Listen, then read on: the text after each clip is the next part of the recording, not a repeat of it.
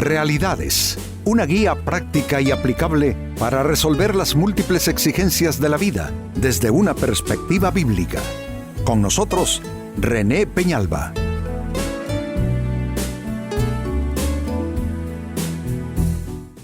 Amigos de Realidades, sean todos bienvenidos. Para esta ocasión nuestro tema, no seas arrogante en la desgracia ajena. A veces sucede que de una manera, yo diría, negativa, sentimos un cierto placer morboso, una cierta alegría, cuando vemos a otras personas que quizá no son de nuestra simpatía pasar por situaciones adversas. Esto es algo en lo cual, amigos, no en ninguna manera nos hacemos bien a nosotros mismos, porque alegrarse con el mal ajeno es algo que aleja la gracia de Dios de nuestras vidas. De alguna manera se va convirtiendo eso en una especie de contaminación, de enfermedad espiritual.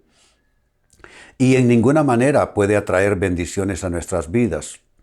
Puede ser que tú que estás comenzando a escuchar este tema tengas la tentación de apagarlo, de no continuar viéndolo, porque quizá no quieres que te hable y que te recuerde personas con las cuales no concluiste bien alguna etapa de tu vida, no tienes buenos sentimientos respecto a esas personas y al fondo de tu corazón tú en realidad vives pidiendo que a esas personas les vaya mal en la vida por el mal que te hicieron.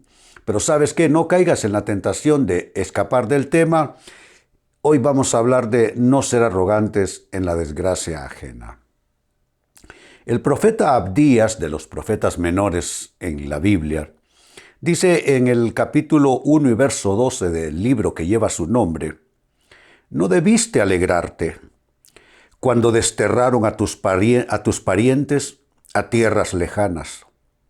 No debiste gozarte cuando el pueblo de Judá sufría semejante desgracia. No debiste hablar con arrogancia en ese terrible tiempo de angustia». Es una exhortación por parte de Dios, es una censura a la actitud y a la conducta de una persona que se alegró en la aflicción ajena, que se gozó cuando otros sufrieron desgracia. Y la afirmación final es sumamente clara y es absolutamente imperativa de parte de Dios. No debiste hablar con arrogancia en ese terrible tiempo de angustia. Me parece, amigos, que un programa como Realidades tiene en sus propósitos ayudar a las personas a corregir actitudes que quizá no por maldad, no creo que sea por maldad. A veces el dolor nos impele a hacerle buena recepción en nuestro corazón a malos sentimientos respecto a otras personas. Pero, amigos, nunca desear el mal de otros o alegrarse en el mal ajeno garantiza bendición para nosotros. No es así. Por consiguiente, este tema resulta importante y vamos, que la amonestación es muy seria de parte del cielo. Ahora bien, ¿cómo responder a la desgracia ajena? Porque ciertamente que vamos a ver padecer a gente que no nos agrada, que no nos cae bien o que dejó un mal rastro y una mala huella en nuestras vidas, pues esa tentación siempre va a existir de alegrarnos al ver y muchos dicen, por fin está pagando lo que hizo, por fin Dios está dándole el castigo, pero saben, no es nuestro papel hacer afirmaciones de ese tipo. No es nuestra capacidad evaluar cuándo Dios está o no está castigando las acciones de otros. Así es que trabajemos, les invito con esta pregunta: ¿cómo responder a la desgracia ajena?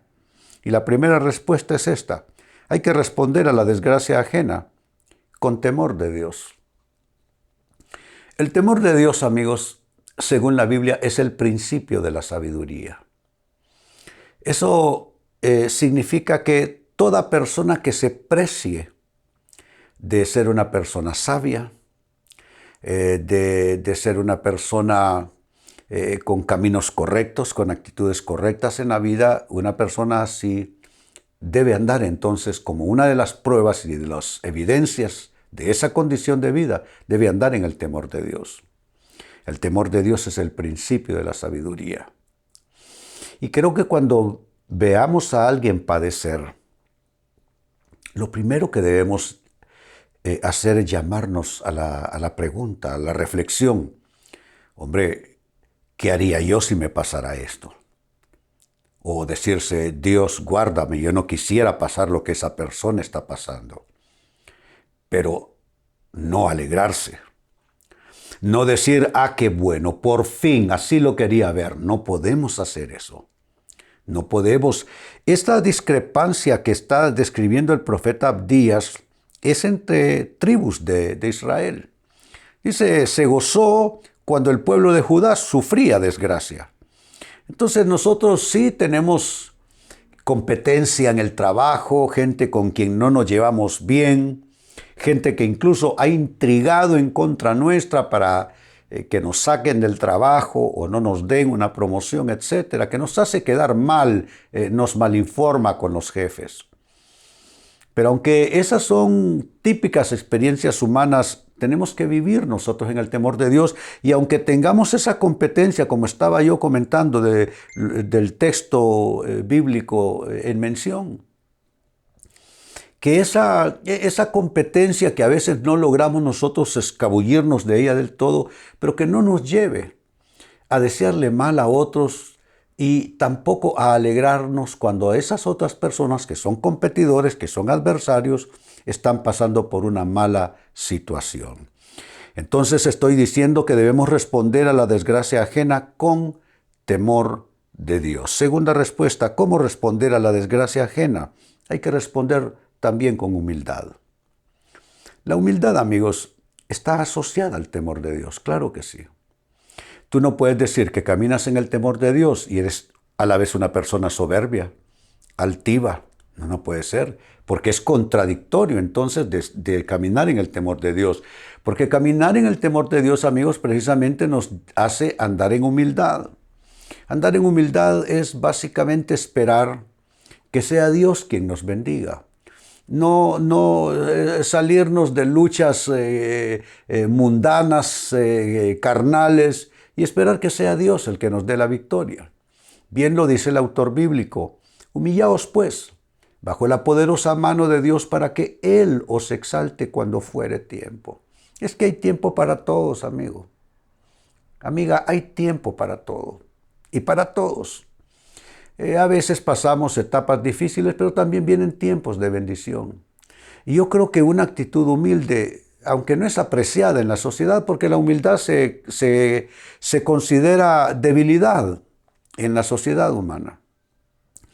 Pero en la Biblia, la humildad es una gran virtud y una poderosa cualidad que atrae el favor de Dios. Entonces, si tú te humillas delante del Señor, caminas en humildad, tú ves que tus enemigos están siendo pasto de las llamas, ni te detengas a alegrar tus ojos viendo por fin a esa persona padecer. Mejor tú en humildad, enfoca tu mirada hacia adelante y sigue tu camino. Porque son cosas estas misteriosas de la vida. O sea, ¿qué le da Dios a cada uno? Son cosas profundas, misteriosas. Entonces nosotros no debemos responder con altivez, con orgullo ante la situación de desgracia ajena. Más bien debe ser con humildad, como estoy diciendo. En tercer lugar, también debemos responder ante la desgracia ajena con compasión. Vayan ustedes haciendo una especie de, ¿cómo pudiéramos llamarla? Una especie de inventario de lo que estamos diciendo. Lo primero, responder a la desgracia con temor de Dios. Lo segundo, responder con humildad, y a eso le sumamos responder con compasión. ¿Qué tal compadecerte de alguien que quizá no lo merece? Es que la compasión no es por mérito ni por merecimiento, no, en ninguna manera. La compasión es sentirse tocado con el dolor ajeno, es sentir el dolor de otra persona. A eso se le llama en la sociedad humana empatía, sentir lo que siente el otro, meternos debajo de la piel de la otra persona. O como se dice entre nosotros aquí en nuestra cultura hondureña, meterte en los zapatos ajenos. Entonces, eso en términos bíblicos se llama compasión. Compasión no es si la gente lo merezca, si no lo merezca. Mire solo cómo nos habla de la compasión la parábola del hijo pródigo en la Biblia. Un muchacho malcriado que le reclama a su papá y le pide su herencia en vida. Se va a vivir perdidamente con sus amigotes en otro país lejano. Por supuesto, una vida de perdición acaba con todos los recursos. No hay sabiduría en eso. Y termina en un trabajo que nadie quiere. Por eso se lo dieron: cuidar y alimentar cerdos. En medio de aquella porqueriza se arrepiente y dice: pecado contra el cielo y contra mi Padre. En realidad no soy digno de ser llamado su hijo. Me levantaré, iré a mi Padre y le pediré perdón. E hizo precisamente esto. Su padre, cuando lo ve venir de lejos, dice la Biblia, fue movido a compasión. La compasión es para alguien que nos ha ofendido, alguien que nos ha defraudado, alguien que nos ha herido, alguien que ha mentido en contra nuestra, alguien que intrigó en contra nuestra, alguien que nos dejó heridas cuyas cicatrices están ahí visibles en nuestras vidas. Sentir compasión por esa persona. La invitación no que te hago yo, la invitación, amigo, amiga, que te hace la Biblia es que mires con compasión a las personas que el peor papel han jugado en tu vida. Conduélete por esas personas, compadécete por ellas, que haya una manifestación de misericordia en tu corazón para con ellos.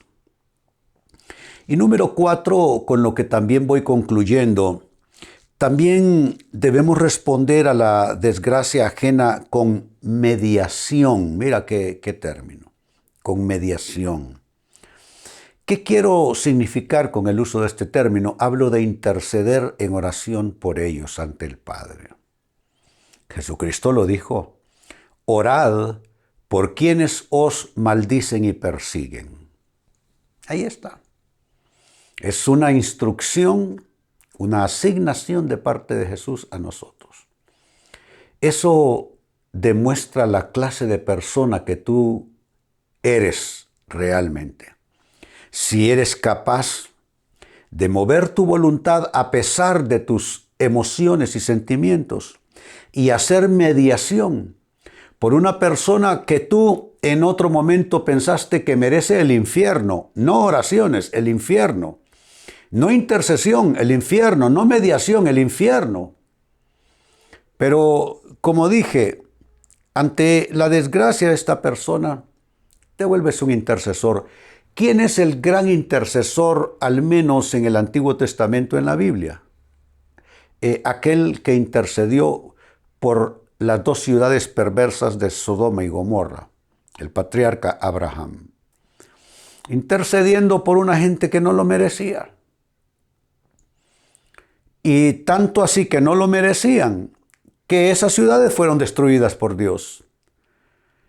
Pero qué maravilloso este hombre llamado amigo de Dios, porque así lo cualifica y lo define la Biblia a Abraham. Este amigo de Dios se atrevió a interceder por gente que no lo merecía. Esto es responder a la desgracia ajena con mediación. Vuelvo al texto de inicio, Abdías capítulo 1, verso 12, es una exhortación. No debiste alegrarte cuando desterraron a tus parientes a tierras lejanas. No debiste gozarte cuando el pueblo de Judá sufría semejante desgracia.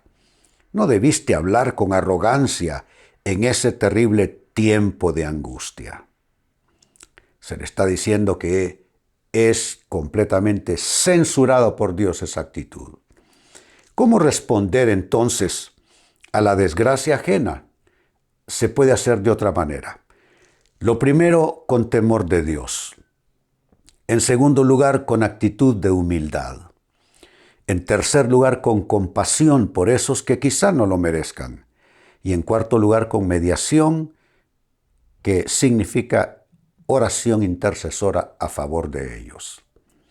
Amigos, con esto cierro el tema, de igual manera me despido y les recuerdo que nuestro enfoque de hoy ha sido titulado No seas arrogante en la desgracia ajena.